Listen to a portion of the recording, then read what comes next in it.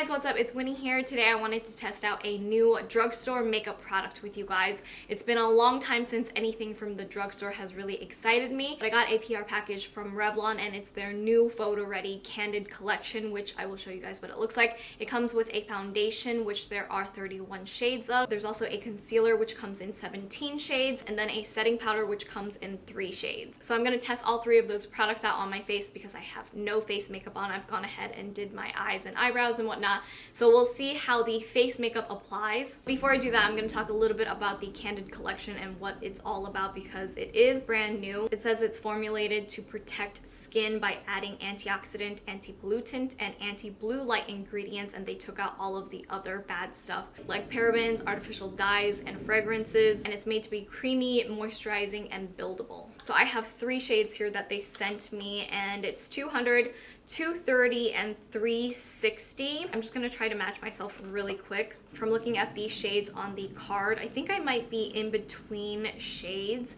so I might have to mix. I'm going to try 230, which is bare, because I think that's closest to my skin tone right now. I don't have a tan or anything, so I might be a little bit lighter, but I really like that you can see the foundation shade through the packaging, and it comes with a little pump. I also really like this type of packaging to travel with because it's not really heavy or bulky. I put some on the back of my hand. It does look a little light. Let me zoom you guys in. I'm gonna test it on my cheek right here. It might actually work though.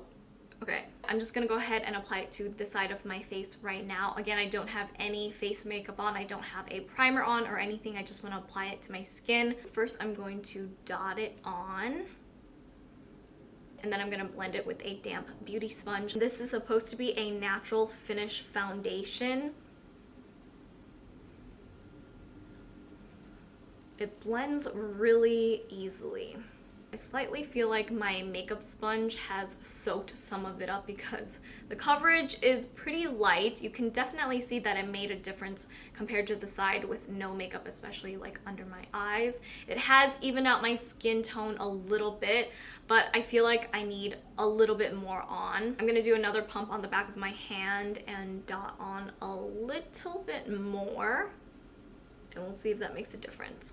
Okay, I can see a little bit more coverage now, but it definitely does have a very natural look to it, which is not a bad thing. I actually really like that. But I do like that it's covered up my under eyes and little blemishes, but it doesn't look heavy and it doesn't feel heavy at all. Just for the heck of it, let's apply a 3rd layer with what's left on the back of my hand, and that is 3 light layers on this side of my face compared to no makeup on this side. I will say my skin still looks very much like my skin. It's even got like a glow to it. It looks very healthy and luminous, which I really like, and the shade is actually not a bad match, and so far it feels really comfortable on my skin. It definitely seems like it's meant to be more of a light medium coverage foundation, but I think it is buildable to a medium coverage foundation. I am curious to see how the foundation applies with a brush instead of a beauty blender, so I'm gonna go ahead and do this half of my face with a brush. Okay, I'm just now realizing that I used this huge powder brush to blend out the foundation, but that's okay because we've already done it and it's too late. But here's what one layer looks like using the brush instead of a beauty blender. I feel like it does provide a little bit more coverage because it isn't going into the beauty blender, but let's keep applying the other layers because I did 3 on the other side. I will say the foundation does blend out really nicely and easily, even though I'm using the wrong kind of brush for it. I don't think there's a huge difference in using the beauty sponge versus the makeup brush. However, I think I just couldn't get as close to underneath my eyes. I feel like you can kind of still see my under eye circles on this side, but I do really like the look of the foundation. I like that it gives my skin a little bit of a glow. I'm not sure if somebody who has oily skin would like that, and I do think that the foundation can be worn really light and sheer, build it up to like a medium coverage foundation if you need, and it doesn't feel heavy at all. It's actually very comfortable. So this is called the Antioxidant Concealer. I only got 1 shade sent to me, which is in light light, and I think it will work. It does actually have a yellow tone to it, which I prefer in my concealers because I like to use it as a brightener for underneath my eyes and then kind of highlight the other areas of my face. The applicator is actually kind of interesting because I haven't seen this shape before. It's kind of a teardrop shape where it's larger towards the tip and one side of it is a little bit more flat, and it's also curved, so it has a little slant. The curve in it kind of fits to your face. So let's apply this under my eyes. Definitely looks yellow. I'm gonna use my beauty sponge to blend it out. So right off the bat, I don't think the concealer has a whole lot of coverage to it, but it definitely brightened up my under eyes with that yellow tone. So I just want to add a little bit more. For a drugstore concealer, I definitely think it did a really good job. Okay, and last but not least, I'm going to go ahead and set the concealer using the anti-pollution setting powder. I think it's just called shade 1, but there are 3 shades in it. It is a translucent setting powder. Probably be careful using this with flash photography or video, but it comes with a little lid that's attached to the container and then a sifter. So you just kind of shake it. When you untwist the cap, it doesn't go flying everywhere. I'm actually shaking it onto the lid. It doesn't want to come out. Okay, so I'm just gonna put a little bit underneath my eyes and around my face. I'm gonna pour the excess back into the container. I don't really bake for a really long time, so I'm gonna sweep it away with a big brush. Ooh, it feels really silky smooth.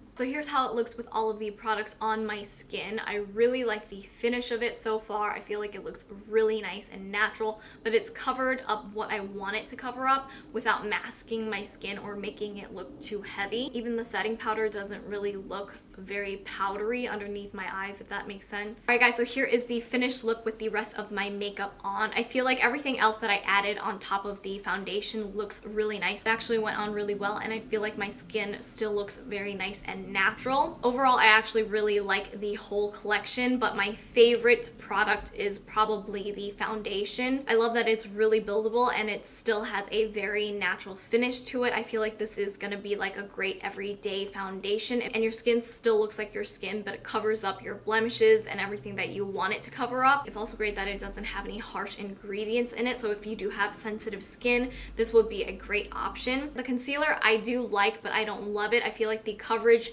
is just okay. It's definitely buildable, but I want my concealer to really deliver, especially when I'm trying to cover something up. I do really like that this shade has more of a yellow undertone to it, so it really helps to brighten up my under eyes. It's in the shade light. I don't know if it comes any lighter. The setting powder, at first I thought I really liked this lid on here because it keeps the powder from coming out, but it kind of makes it hard to actually dispense the powder because usually I would just shake it up in the lid, take the lid off, and then there would be loose powder in here. But because there is a lid, I have to lift it up, and then I can't put the lid back on, so I have to dump it out onto the lid. I don't know, maybe I'm doing it wrong and just making it harder for myself, but the lid does help the powder from flying everywhere, which is nice.